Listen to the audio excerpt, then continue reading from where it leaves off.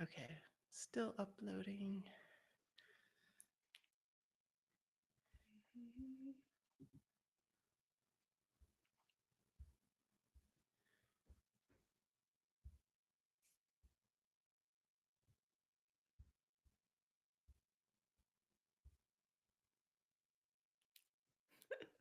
It's definite upgrade from last time. Oh, hello, Bonnie. Hey Sandra, how are you?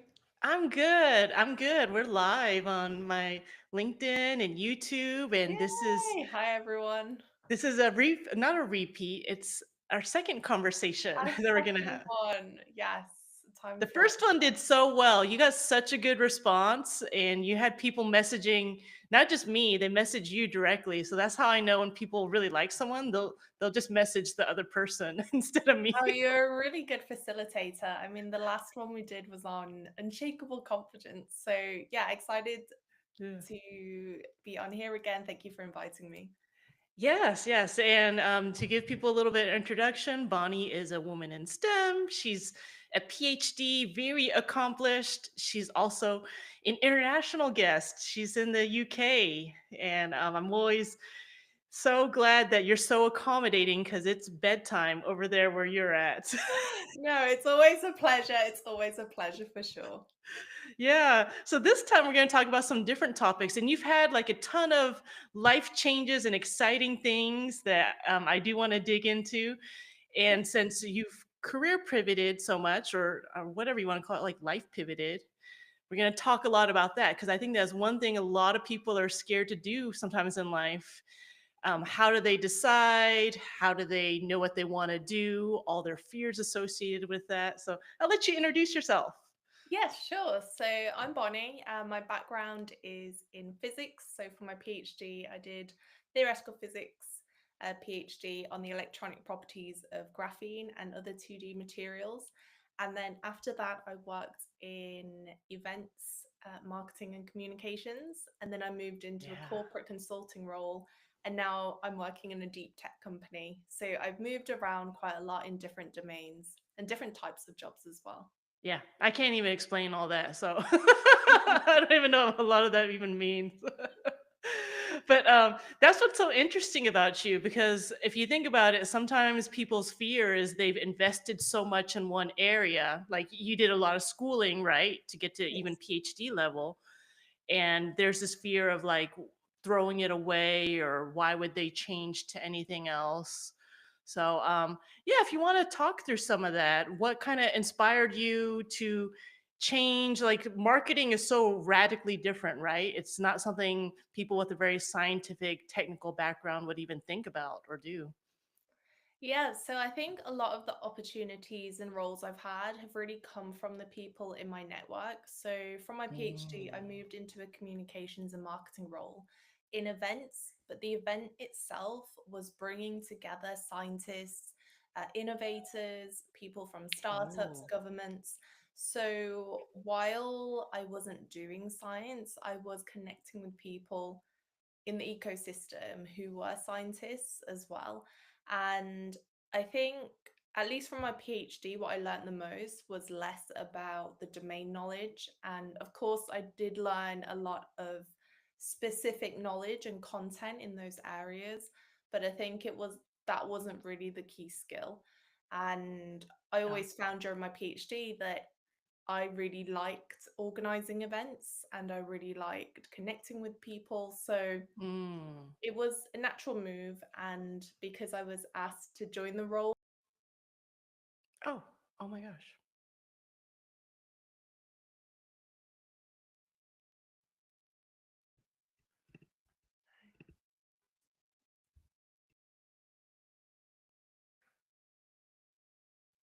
Oh, let me see if she comes back. I don't know what happened.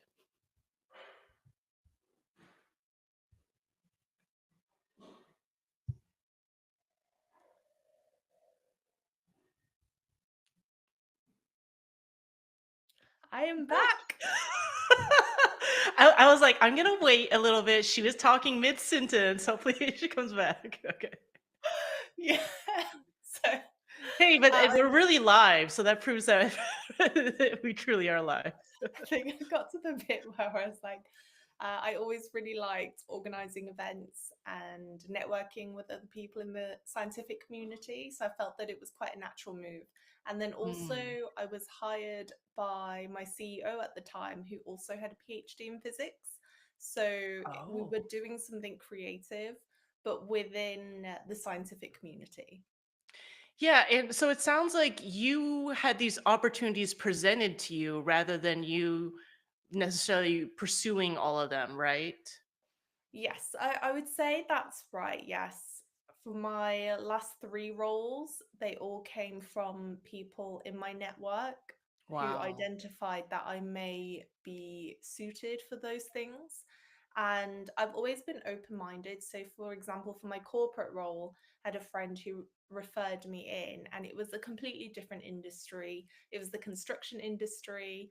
I was working in infrastructure specifically, and it all came down to communication. And nearly in every single role, that was my strongest skill set that I was using, Mhm. whether it was communicating with decision makers, communicating scientific concepts to different audiences. So I think that's the thing that is the golden thread between all those roles that all seem seemingly different. Oh, that's interesting because now you can probably kind of zoom out and they're not also, disconnected. You see the common thread, and not everybody that's has a background in STEM that's technical can speak very well. So that is kind of a unique skill that you've honed over the years, right? Yes, I think so. I think growing up, I really loved performing. So I took dance classes, I was in orchestra and choir. So I really like presenting. And then by the time I was doing my PhD, I had to do a mandatory business course. And within that course, we had to do a lot of presenting and pitching.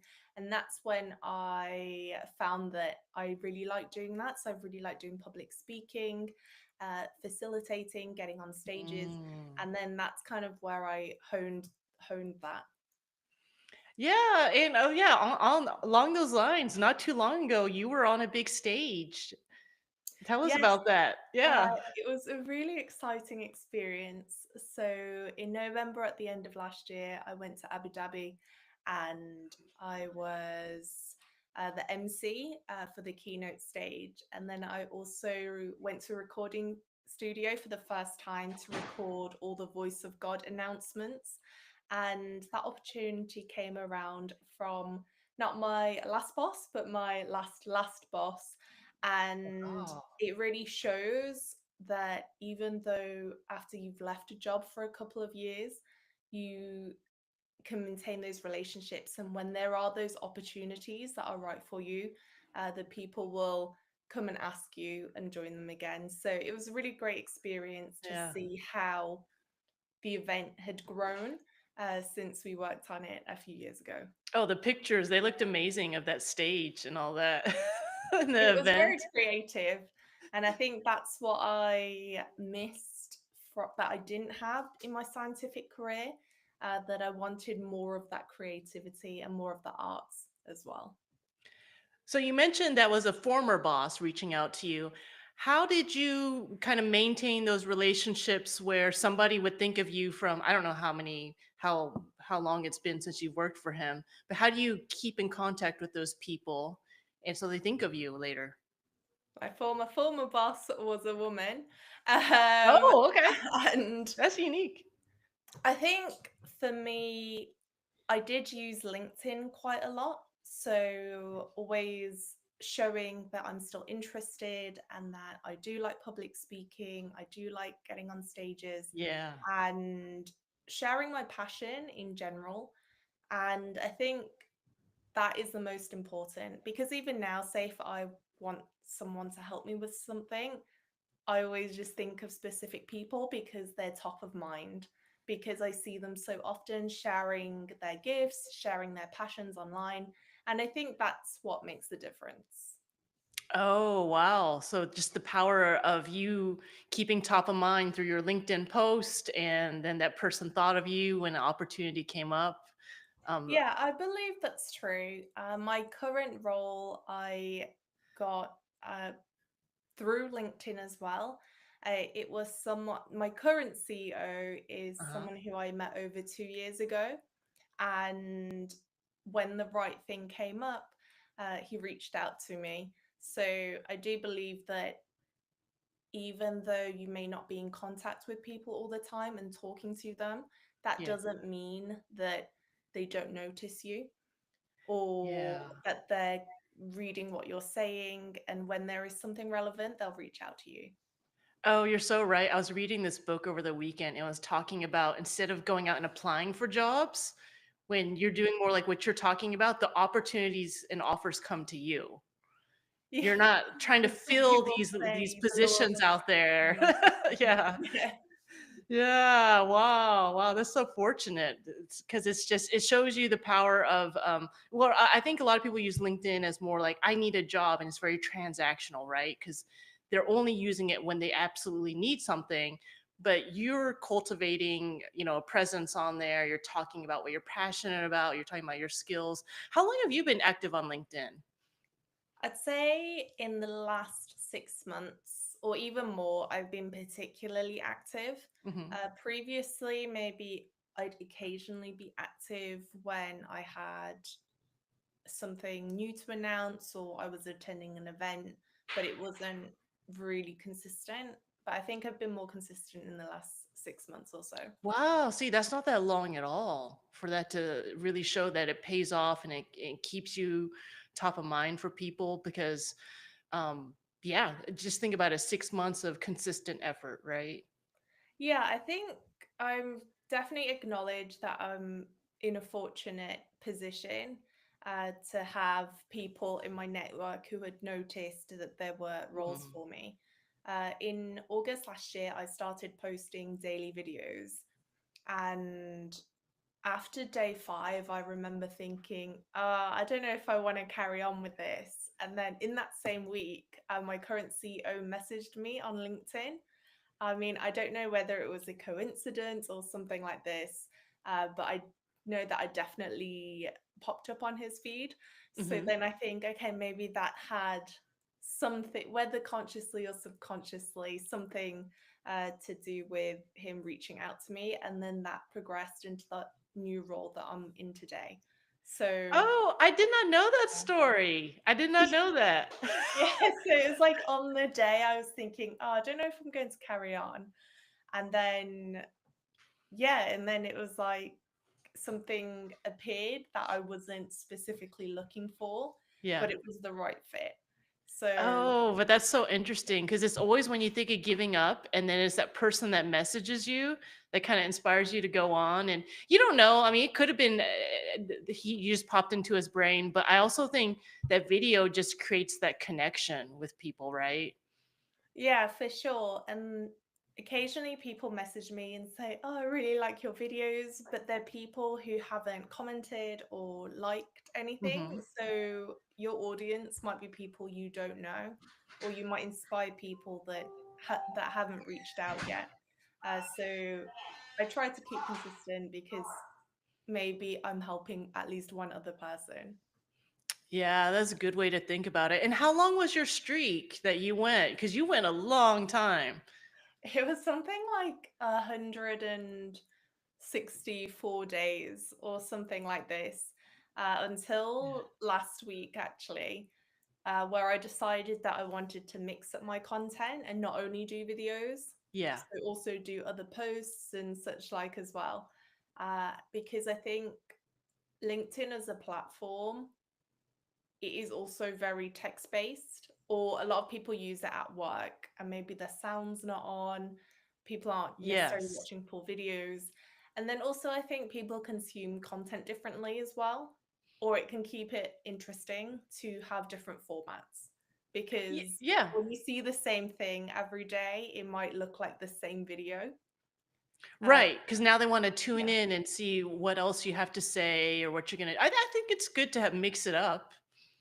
Yeah, we'll see how it goes. Maybe I'll go back to more videos, but yeah, at the moment, I trying to still post consistently, but definitely keeping in mind that LinkedIn is still a social media, and I don't want to, that shouldn't be the only thing I'm thinking about, for sure. Right. Right. You don't want to become all too consuming. It is nice to take a little bit of a break sometimes because it can get very, doom scrolly and getting fixated on the numbers and impressions and likes and all that. And it's just it's not always all about that all the time. And it's easy to get fixated on I guess like the vanity metrics, right? Yes. At first, the first 90 days, I really enjoyed looking at them, looking at the Yeah. impressions chart. And then afterwards, it's like, actually, this, whether it's high or not, it shouldn't really affect my mood that much. It- I know, but you know what? I think just being like data oriented analytical people, I think that's the problem with it because we want to look at the metrics and we want to look at the analytics, and I can get really fixated on it. And sometimes I'm like, no, I just shouldn't. I should just do it because I like it. But Yeah, it's always like, oh, I wonder why this one went viral and this one didn't. And some videos I did in a minute and they went viral. Others I thought a lot about and they didn't do as well. And sometimes it's like, I don't even know why or what the difference yeah, was. you can't overthink it sometimes, and we want to like have this scientific reason why this certain one did well, and I have no idea sometimes. Yeah. Yeah. So tell us about a little bit about, I mean, have you ever felt fear around making some of these decisions when you're pivoting, or did you ever get maybe just poor feedback from family or friends, or like, what are you doing? Or Good question. I think one of my biggest concerns before was the thought of if I moved lots of different roles, that my salary would stay stagnant oh, because hmm, I thought that, oh, maybe every time I changed industry or moved into a different role, I would have to start completely all over again. right. And I remember someone saying to me, this was shortly after I finished my PhD, say the advice was, don't think that you're just a student. And maybe because during my PhD, I really had that student mindset. So I was going into the Mm, workplace with that mindset as well, that I'm just a student. Respect the hierarchy of, you've got your directors, you've got your senior managers, yeah. and I'm basically starting again. But I found that that hasn't necessarily been the case. And even times when I did choose to take a pay cut, it was like afterwards, it just multiplied back so much more because I got the skills that I needed to make a big jump for my next role.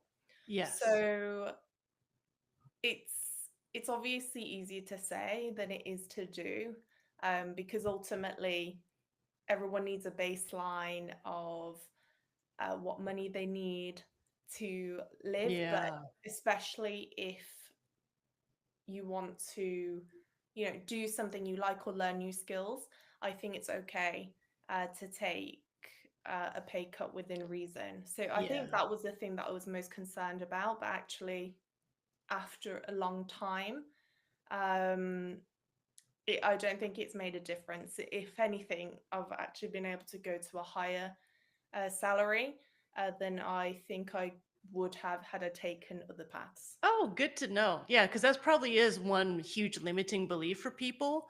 And I think, like you're saying, it's sometimes not focusing on the short term and looking at the long term, the bigger picture, right? And you might take a tiny little step back, but to go even further in the future.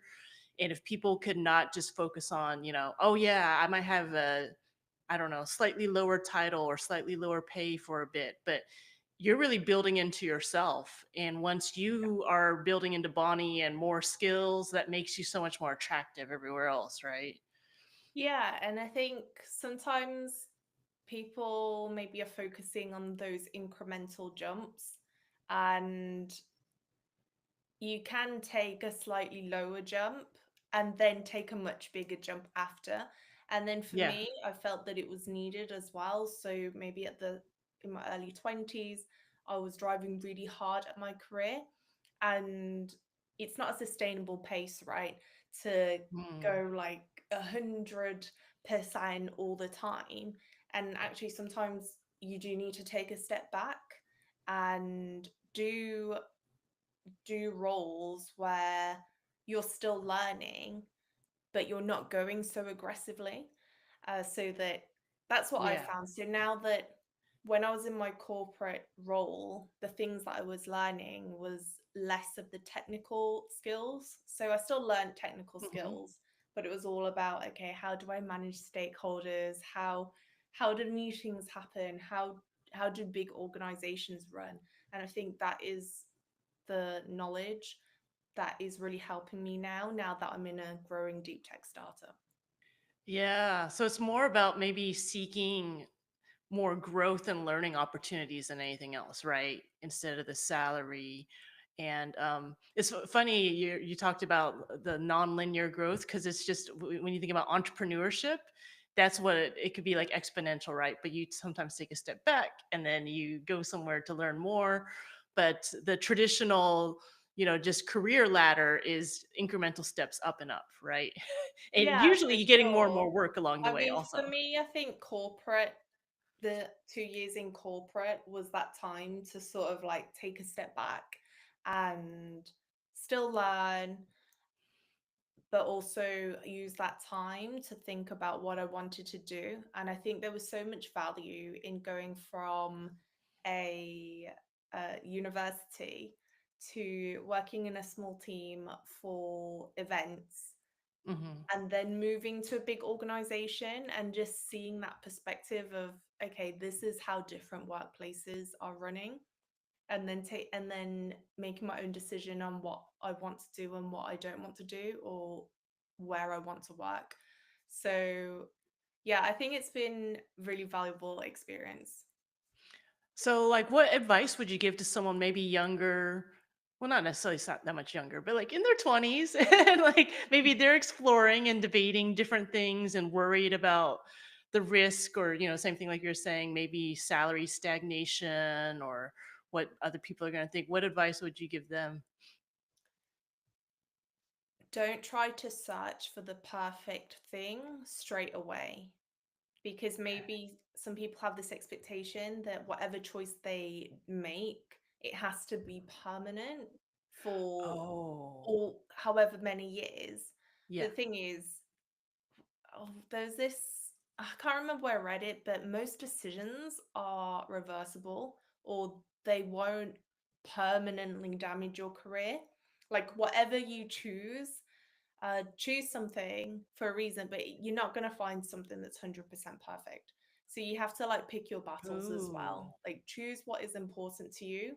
Um, but also sometimes there are some compromises. I think, especially at the start of your career, because actually everything you want, it's just an assumption.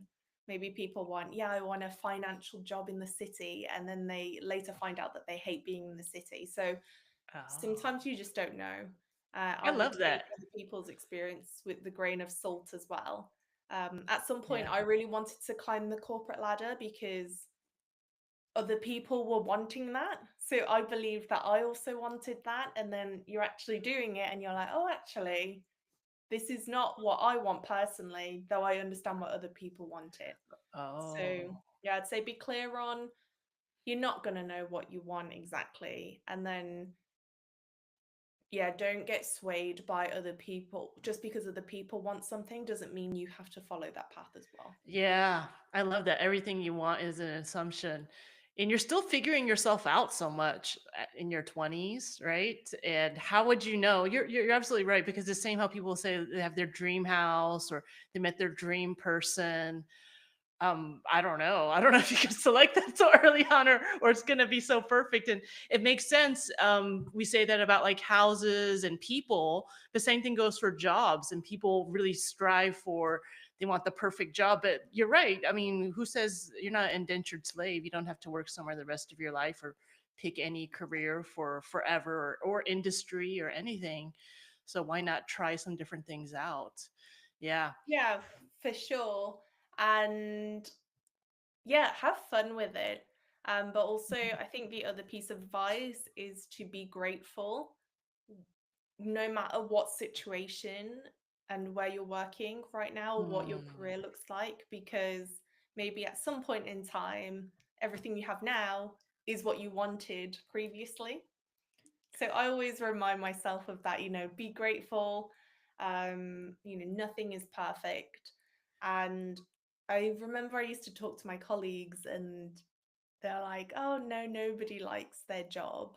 Or as it in a way of like, no one is 100% happy with their job. Actually, apparently Oh. there was a survey that was done and it was like, oh, people are like less than 20% Yeah, happy we with their have we job have stats like that in here in time. the US, like, Yeah, and over it's like 70% are disengaged at work or something like that, yeah.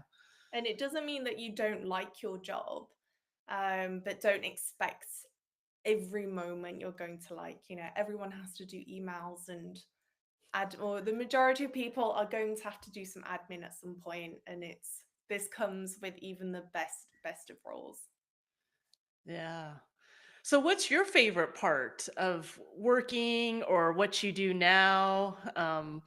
Or maybe what is like your dream ideal role? Oh, good question. Currently, I think what I'm really enjoying is the ability to influence different areas of the business. And I can see how my previous work experience is helping. Mhm. And I think that's really great because during my time in corporate, sometimes it's not obvious when you're learning things. It's sort of just like you feel like, at least I felt like I was in this big machine. And it's like, what am Yeah. I learning? But then now that I'm in a company with fewer people, I can say, oh, yes, there was this situation at my old job, or yeah, for these big organizations, this is how they would do it. And then I'm like, oh, actually, I've learned more than I thought I have. And I think Yes. that was new for me because for me, learning, at least growing up, was always about like certificates or like technical challenges where it was obvious to me that I was learning. But the way that you navigate disagreements in a meeting, you can't really like put a score on that. It's No, just no, you suddenly can't. Yeah, now you have more crazy. wisdom and experience, Yes, right? it's like, oh, I'm confidently explaining my idea in this meeting. And it's like I feel Yeah. that change in myself. Yeah, and sometimes you can't see it until you get into a different environment and now you're applying it and now you realize like, "Oh, that other place was teaching me things. I just didn't realize." Yes, it's like, oh, I now understand why Gantt charts and milestones are so important. Or like, Yeah. and it's like, yes, it was valuable experience. So that's why I think people should be grateful no matter where they are, even though it's not obvious, maybe at the time, why you should be grateful. Yeah, and sometimes I'll tell people that, well, they'll have this difficult coworker. They're like, "Oh, work would be so much better if just so and so weren't there." It's like, "Well, so and so is probably there to teach you something because there's going to be a so and so in the next job." No, I love that. And actually, even in all these workplaces I've worked in, there are always similar challenges. They're just in Yes. different contexts. Yeah, there's like the know-it-all, and there's, there's so many You can't different run like away. archetypes and Yeah. personalities, and yeah. Because you're working with people. So it's a valuable skill to, want to choose to kind of overcome I think that's the most interesting thing about careers. You're working with people no matter what you're doing. I really like kind of working on my laptop. But actually, everything you're working with people, you're working online with people all the time.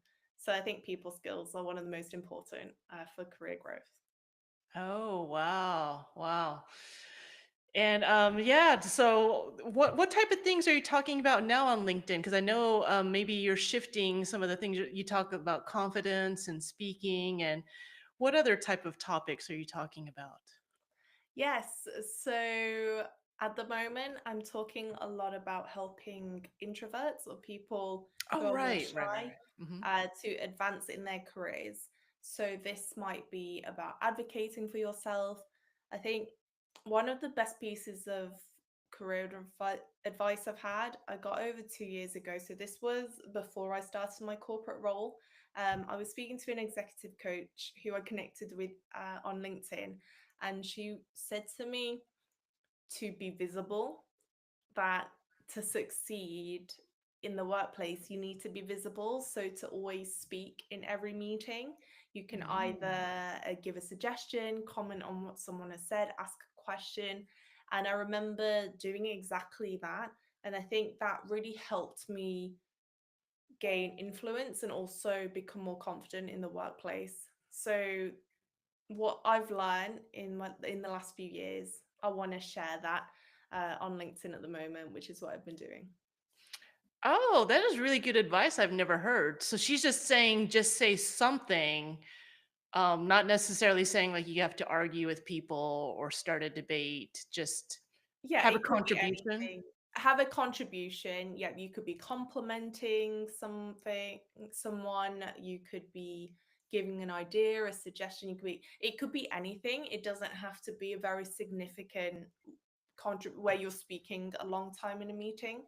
And I remember doing that on the first day of my job, at my corporate job, Mm. and immediately people noticed and were like, "Oh, you were asking a question in that meeting." And I think that's when I was like, "Oh wow, like all I did was ask a question and that raised my visibility so quickly."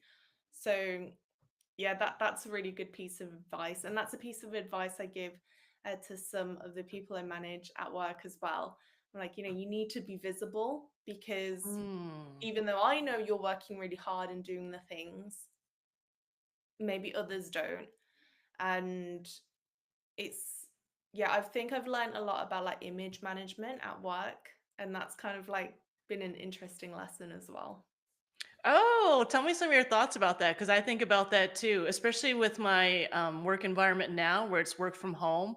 So it's Mhm. a different level of managing your perception because how do you manage that when we're not on camera, just to give you context, we're just voices talking, and we're also a very large team, and it's even harder in some ways to like stand out like you're talking about, like to make significant contributions in meetings and all that.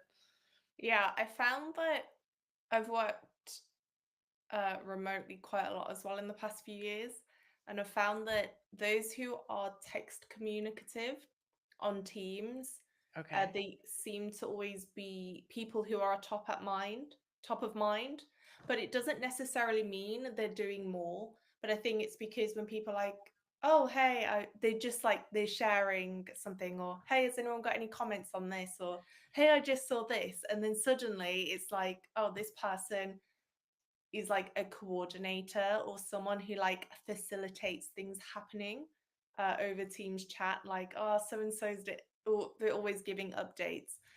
So I found that yeah, being text communicative is helpful and definitely brings visibility, because it's kind of hard to ignore the same names popping up on chat. Yeah, yeah. No, you made a really, really good point because there's some people that are very good at that, and there are other people who are like, "Why do they keep messaging all the time? Or do they have to update us all the time?" But you're right. That's their way. They're trying to keep top of mind. They, they can't necessarily always do it in a meeting. But that's interesting. I hadn't thought of that. Yeah, and I found some of the most influential people, they don't necessarily say a lot during the meeting, Hmm. but they are always the person to summarize what is happening at the end of a meeting. And Oh. then suddenly that person that I found becomes influential, because the person is like, okay, so these are key takeaways from the meeting. These are so and so's actions. This is what, and then they're like controlling the end of the meeting. And Oh, I've that's I really found good. that's been quite interesting as well. I've seen a few people do that. Oh, kind of like they can synthesize the whole meeting and for everybody. Interesting. Yes, I've because then never you even can be thought of like, that. "Hey, what happened?" They're always that go-to person of, "Hey, can you just tell me what happened?" And they can just tell you Yeah, because concise. there's all these parts where you're tuning out or you're like you're not paying attention, and it's like that person like, just give me the rundown," and it is brilliant, the people that can do that really well.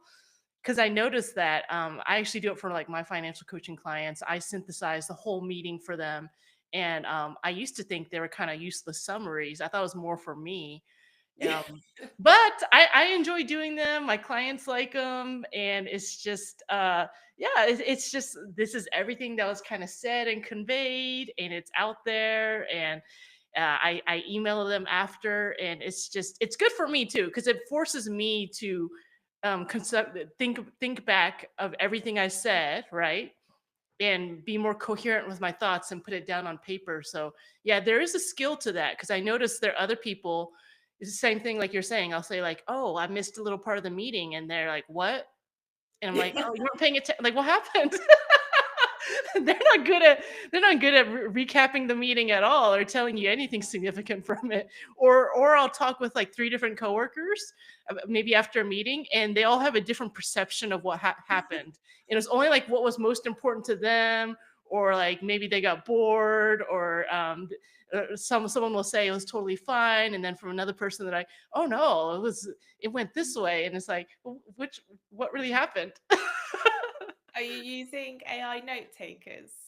Because some of them are really good at doing like sentiment analysis and explaining like the summary, but also like how many questions were asked and See, how many. I'm so skeptical of those, and I tried it because I've seen people reviewing them now, and I think they've maybe gotten better, but I don't know. I'm wary of those.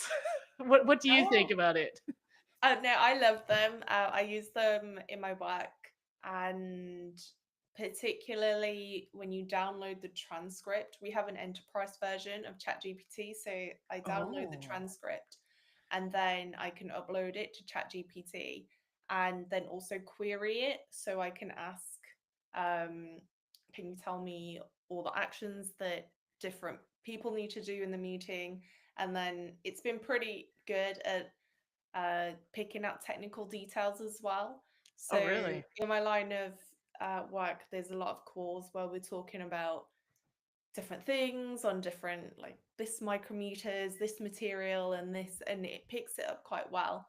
Um, and I think the best part about it is that you can kind of just share the transcript and summary with coworkers who were not in that meeting, but didn't have to be in the meeting. But if they need to go and check a technical Oh. detail to follow up on, they can see exactly what it is. See, So you have access to all the high tech stuff because I they're work pretty for a good. government contractor. We don't if we did like you were saying, I think people would love that because then they don't have to be in the whole meeting, or they'd have it summarized or the key points, and Yeah, yeah, that would it's be really good for dangerous. clarifications, because especially when you're taking so many partner calls or customer calls, it's Yeah, like, oh, what was that specific, this tiny detail that someone said, and then you can go and find it. So that's been quite helpful. yeah. Are you on camera for a lot of like your customer meetings? Because how do you find interacting on camera? Because you already do a lot of videos, so like maybe you have some tips for that. Yeah, good question. So even in my last role and this role, we're all like pretty much the whole company is cameras on. Wow. So we've been pretty, yeah, I think pretty used to it. I think one of the tips I saw is if I'm presenting on camera, like I'm presenting a deck or Hmm. something, I always like look at the screen, like look at the camera, which is what I'm doing now, because I Right. find that that might be more engaging for the other person. And I try and like do a balance of looking at Yeah, the I'm trying camera. to work on improving that Yeah. too. But then also there's just parts when what if I don't know, you feel a little bored or something, and how do you keep that like or you like have to look like you're engaged the whole time if you're on camera, right? Yeah, I'm gonna have to give you the tips. Yeah, I mean, I do some nodding, and for sure, I'm like, oh, that's interesting. Uh, yeah. So I mean, that's a whole another level because I don't have to quite deal with that. But yeah, the camera etiquette is different with and how you appear on screen, and people do read a lot into it. So yeah. Yeah, I think so. I think I've been working somewhat remotely since COVID. So Wow. it's sort of Oh, you've had some time quite to get used to it. used to it now. But sometimes there are meetings where we have cameras off and like I go for a walk or I'm standing or something like this. Because otherwise I find that I'm sitting way too much because of Oh, meetings. I know. Yeah, that's the tough part Yeah. about working from home. You feel so sedentary. It's easy to not get out of your chair for hours. Yeah, until your back hurts.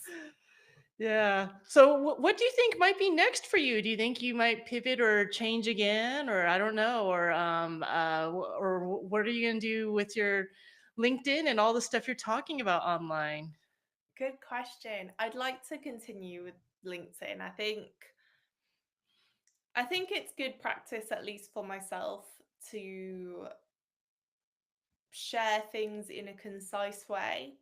Yeah. And if I've learned something, sometimes I just really want to like share it with someone or like say it's like messaging a friend where it's like, hey, I just read this book and this is really interesting. Yeah, it's kind of just like chatting with people on video, and Yeah, and makes LinkedIn is you. like a bigger scale of that. Like when you just find something really interesting and you want to share it with other people.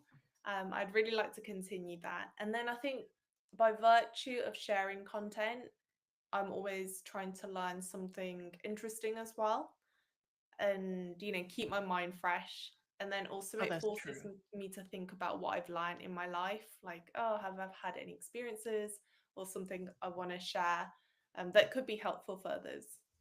No, it's true. It's funny because people will say, "Well, Sandra, how do you have so much ideas and things to write and talk about?" Because I think because I ingest so many things and I Mhm. think about a lot of things. You know what I'm saying? So it's just listening to podcasts and reading books and having thoughts about money or life or other things. So it doesn't feel that hard to come up with things because I don't have to necessarily go research all of them. You see what I'm saying? I'm just Yeah. learning and figuring out more of who I am and what I want to say and what I'm thinking about. And then I just share that instead of just like, I have to chat GPT, like, car leases or something. I'm like, no, I'm writing more about like what's on my mind and what I'm thinking about. So I always think as you're evolving as a human, right, then your content kind of evolves, right? It's not necessarily static. People change and evolve and things they're interested in that they want to talk about. Yeah, and interest change and progress. And a good piece of advice I've heard was so, there's a lot of people are sharing similar content, but Yes. they're doing it in different ways. And it makes sense because I think as humans, we connect with things in similar ways or we have similar thoughts about certain topics. And I remember my cousin saying, because this was years ago, he was like, oh, why don't you? I used to do physics tutoring for students. He was like, oh, what? I was like, oh, I really want to get into YouTube. He's like, oh, why don't you do like physics tutorials or something? It's like, oh, but there are so many people. There are already so many physics teachers and such like. But then he Yeah. made a point of saying that, yeah, but no one teaches it like you do. So Yes. for people who are like, oh, well, for yourself, a lot of people are putting out finance Yeah, content. there's a lot of personal finance content Yeah, a lot of personal everywhere. development content, confidence content for myself. And it's like, don't be discouraged from sharing content because no one is sharing it in exactly the way that Yeah. you do. No one's lived your exact life. No one's, had your exact background and story. Yeah. And even then, like, we all have this at school, right? There might be loads of maths teachers, but one of them is your favorite, even though they're teaching the Yes. same thing, because they're doing it in different ways. So there's always going to be someone who likes learning from you and likes listening to your content, even if it's, other people are saying similar things. Yeah, you got your fans out there. You definitely do. You got some people on there that are, like, very consistently always commenting and liking, so you definitely got some fans. Yeah, a few fans. I'm like, oh, thank you. But it Yeah. is nice. It is nice to. It's like having a community um, that I've never like met in person, but I feel that if we ever did, it would be a nice thing. Oh yeah, absolutely. Because that's what it is. You're building a community, and you're right. If you're in another country, if you're ever in Texas, you can come visit. Oh, If you're for ever coming here for sure. any Let me know reason. when you're in the UK. Yeah, definitely. When I come over there, then you have friends wherever, and that's what's so interesting about LinkedIn. It's kind of this global community you can create, right? And you have access to all these different people. But yeah, yeah. I mean, that's what I love about what you're sharing, because, like you said, as your career path is evolving and you're changing, like your content can change too, and what you want to say, and who you want to talk to. But really, if people are drawn to you, they'll probably stick with you, right? Yeah, I love one of my favorite creators is Ali Abdul, and when he first Me started too. YouTube, yeah, he was doing tutorials specifically for med students on Yes. how to pass, the BMATs and different things, and that's obviously not what he's uh, No, and now he's posting. like a productivity person. Yeah. Is he really big over there in the UK? Oh yes, for Okay, sure. I'm a huge, huge fan. I'm in his part-time YouTuber training. You need to join. Oh, really? Yeah, How's it going? that's why I kept telling you, like, Bonnie. This is what I told Bonnie. You should do long form YouTube. You should do like 9 to 10 minute long videos, and they could chop them up and do shorter videos. But I think you'd be so good on camera doing explaining longer concepts. Not necessarily it takes like physics, like 30 minutes. But you could do like 5 to 10 minute long videos about things. Yeah, it makes sense. Sometimes I feel like Yeah. some Yeah. of my I'm a videos. huge Ali Abdaal fan. I did not know that. I don't want to generalize. I want to be like, oh, everyone in the UK must love or know him. But in that part-time YouTuber academy, it is a lot of Brits in there and people in the UK. Yeah. Yeah. So who else is in that training that's real famous? He's a podcaster. Chris Williamson, you Oh, I know? don't know who that is. You'll Oh, have to. Modern Wisdom. I love that podcast. Yeah. Yeah, yeah. You No, gotta. I'll look it up. I'll send you all that later. I'll But definitely do. okay, okay. Wow, I did not know you're Ali Abdal fan. Yeah, I was just watching some of his videos earlier today. Okay, I'm really a fan. Yeah, yeah, and his training is great and all that. But yeah, you should do. I think you do so well doing like slightly longer videos and sharing the wisdom and information that you have about speaking, communication, like all different types of topics, right? Oh, thank you. Yeah, yeah. Well, okay. I've taken more of your time than I should have. Do you have any last things you want to tell anyone, or maybe where they could find you, or anything like that? They can find me on LinkedIn for sure. And I think if there's anything you want to do, then just go do it. I think it took me months before I posted my first LinkedIn video. And then afterwards, I was like, oh, that was really easy to do. Like, I just got my camera and did it, and it was not complicated. And I got some free editing software. So I think don't overcomplicate things. And then in terms of career, don't try to find the perfect thing.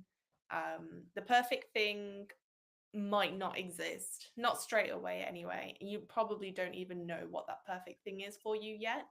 And what you want is going to change over time. So if you said you Yeah. wanted something 10 years ago, don't feel like you have to pursue that.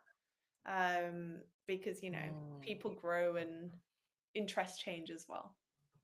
Yeah, I think everyone's gonna have multiple careers in a lifetime instead of just having this like one career people settle into and they get like a pension years later. People are gonna explore multiple different careers. They're gonna live different places. So it's just like life is so multifaceted. Why, you know, put yourself into one thing, have to do it forever. But Yeah. thank you so much. This is such Thank a you fun for having me. conversation. Yes, as always. Thank you for having me. Okay, let me end this right here. Let me stop. Okay. Yay. I'm Yay! sorry if that was like too rambly today. I don't know if it was, it was